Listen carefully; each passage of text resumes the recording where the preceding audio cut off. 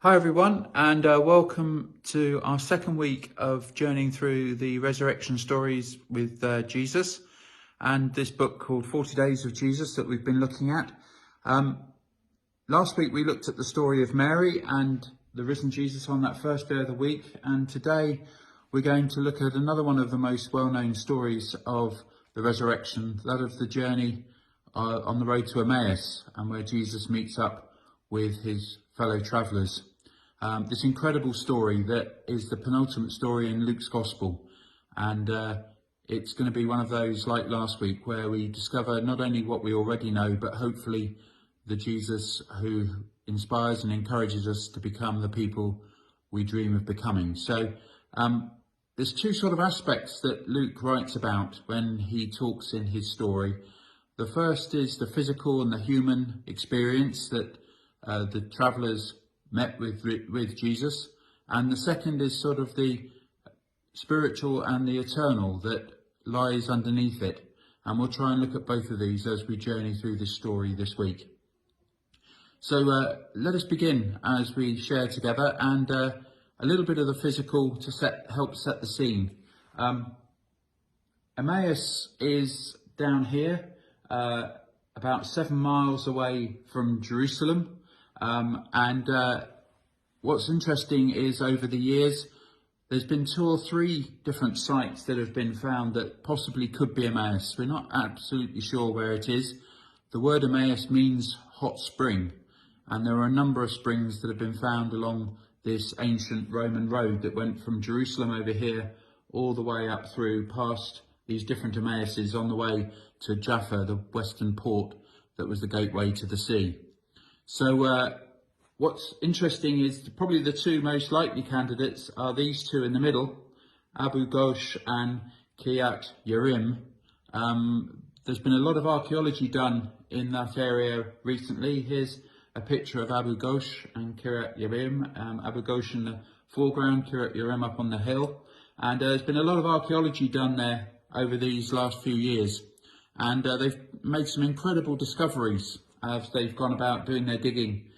They found a wonderful early Byzantine church that was there from about the 5th century. And then also they found this very early baptistry indeed, in the shape of a cross, where you would have come down one side and then out the other.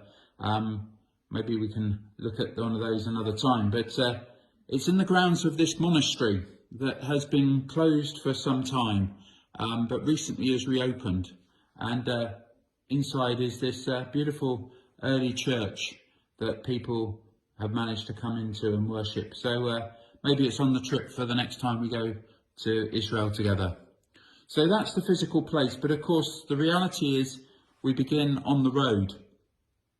And really importantly, it's good to notice that the travellers were going from Jerusalem to Emmaus. They were going away from Jerusalem. And it's likely that it was Cleopas, one of the early disciples, recorded in Luke's Gospel.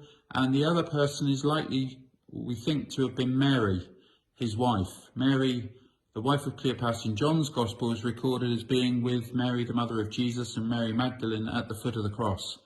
So these were people who, although we don't know them as the 12 disciples, were very much part of that really tight-knit group that followed Jesus throughout the whole of his life and had been with him right to the end.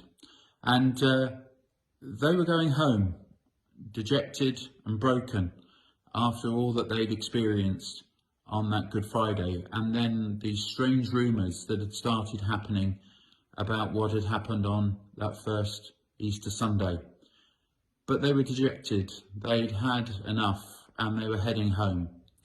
And why that's important is because really, if you're a good Jewish person, it was to Jerusalem that you would turn if you wanted to find God in the midst of your troubles.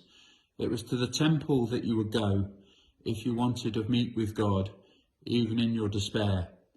And yet here is the beginning of the story which Luke is trying to point us to, that it's the Jesus, the resurrected Jesus, who comes and walks with us, not when we're necessarily walking towards him or to God, but actually is walking with us on the journey even when we're turning away from him. And sometimes when we're in the depths of our pain, and this is the sort of the spiritual aspect really, when we're in the depths of our pain and we may be hurting, it may be how we're feeling in certain ways with all that's going on at the moment, that we will suddenly hopefully discover there's risen Jesus walking with us. He may not look quite as we thought he would, and indeed, as we will find, he calls us into an adventure of discovering him in a new way as we journey with these two fellow travellers.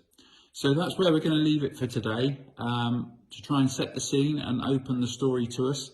And wherever you're at, and whether you're feeling full of joy or full of concern and worry, may the risen Jesus be with you today. Tomorrow we're going to have somebody new lead us in our blog. Howard's going to do the first session that he's been able to do. So we look forward to that, and we'll continue this story together. So have a good day, everyone, and look forward to seeing you in a couple of days' time. God bless.